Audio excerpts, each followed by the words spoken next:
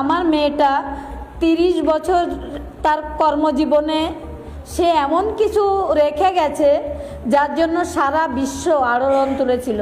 কি 5 বছরের বাচ্চা বলুন কি 80 বছর বয়স্ক, সবাই প্রতিবাদের ভাষা পেয়েছিল। কি এমন ছিল আমার মেয়েটার মধ্যে আমি সত্যিই তখন বুঝতে পারিনি।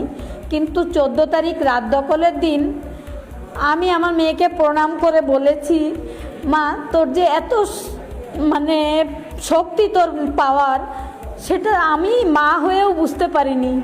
এই আন্দোলন কত ঘটনা ঘটছে, কিন্তু এরকম আন্দোলন আমার জীবনে আমি দেখিনি। তো সেই আন্দোলনটা ভেঙে দেওয়ার জন্য একটা চায়ের আড্ডাতে পরিণত হলো, আর সাধারণ মানুষরা সরে গেলেন। কিন্তু আমি মনে করি যতদিন আমি বিচার না পাবো, পশ্চিমবঙ্গের তথা বিশ্বের